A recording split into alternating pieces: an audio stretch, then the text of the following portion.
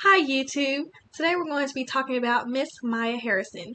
But before I get into it, make sure to like, comment, and subscribe, and to check out my previous videos that I did on Whitney Houston and Mariah Carey. Now with this video, I just want to mainly talk about how Maya is never included in the conversation anymore. She's kind of looked over, and I don't think that's right. When people talk about artists who are popular in the 90s and early 2000s, Maya is very rarely mentioned, which I find crazy because she's done so much in the industry and she was very popular in the early 2000s and late 90s. And she was a very beautiful girl, still is very beautiful. She could sing, act, and she could dance. And it's like people don't give her the credit she deserves. Like no one's checking for her anymore, and I'm not sure why that is. She has very good music. We should all know this.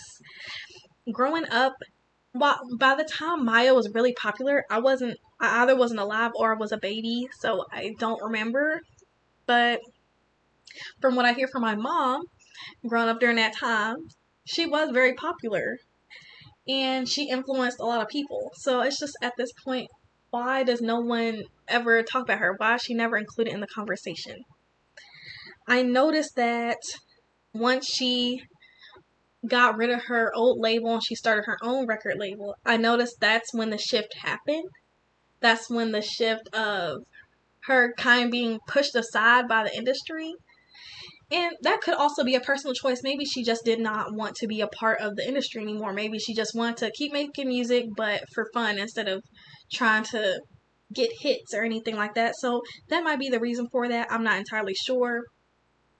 But I think I vaguely remember in an interview she did, and she was basically talking about how she wasn't willing to sell her soul, quote unquote. So I think that may also play a part into why she isn't as popular anymore, which sucks because she's a really good artist. Is she the best singer in the world? No. But she's has good music and she can dance and she can sing. So with this video, I want to just give Maya her flowers. I just want to go over each album and rank the albums, of course, and just talk about the music and maybe put y'all on some new music y'all haven't heard from Maya. Because maybe, let me know in the comments, maybe you've never knew of Maya until this video. Maybe you just found her out, or maybe you knew her from your parents, or maybe you grew up listening to Maya. Let me know in the comments how you found out about Maya, or if you're just learning about her now. So now I'm going to go into the ranking. I'm just going to go 1 to 7 because she has 7 albums. She recently released a new single, but I haven't heard it yet, so I can't say whether it's good or not. So my first album, in my opinion, her best album is Fear of Flying. Now, that album is gold to me. It's just so good. So, and that came out in 2000. So I'm just going to go over my favorite songs, my top 5. My first one is Now or Never. My second one's Fear of Flying. Third, Case of the X. And that was a hit, I believe. But like I said, I was a kid, so I wasn't even born yet. So for number 4 is Can't Believe, and 5, Best of Me. Now to my second favorite album is Mood Ring. My first one being You. I love that song so much. Second one, After the Rain. This song makes me cry sometimes because it's just so it just gets you in your soul. If you know the song, you know exactly what I'm talking about. Number 3, we have Fallen. Number 4, we have My Love Is Like Whoa. Number 5 is Why Do You Gotta Look So Good. Now, if you haven't listened to my music or you're just now getting into her, I suggest you listen to Fear of Flying or Mood Ring first because, in my opinion, those are her better albums. So on to number 3, we have her self-titled Maya. My favorites being Moving On, which was the first song I ever heard from Maya, so that's a little fun fact. Number 2, It's All About Me. Number 3, If You Died, I Wouldn't Cry. The song's a little morbid, but I still like the song. And so number 4, we have If You Were Mine. And number 5, we have Anytime You Want Me. And just a little side note, during this time I noticed that 90s, early 2000s, a lot of artists that were popular were very much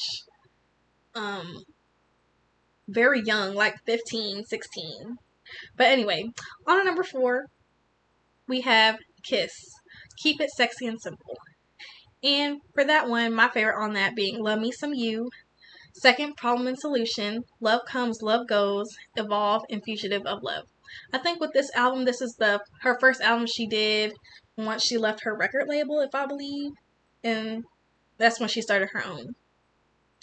And number 5, I have TKO, The Knockout. And my favorite on that one is If Tomorrow Never Comes. I love this song so much. It's probably one of my favorite Maya songs. Like, it just hits me in my soul. Like, if you ever decide to listen to this album, that's the first song you should listen to. Period. And number 2, we have With You. And that's also an amazing song. And it has a good music video with that one, too. Number 3 is Simple Things. Number 4 is Down. And 5, You Got Me. Now, on to number 6. Now, I don't particularly... This is when I start to not like the albums for real. I mean, I was struggling trying to find 5 songs that I really like to put on this list. But I found 5 songs anyway. Welcome to My World is actually a good one. Like, I didn't struggle putting that one on there. But the other ones... is Hold On. Number 3, One Man Woman. Number 4, Fire. And 5, Circle of Life. The song's alright, but I would never, like, if I wanted to listen to Maya, I would never pull songs from this album. And lastly, for number 7, we have Beauty in the Streets. I'm sorry, but this is probably her worst album ever.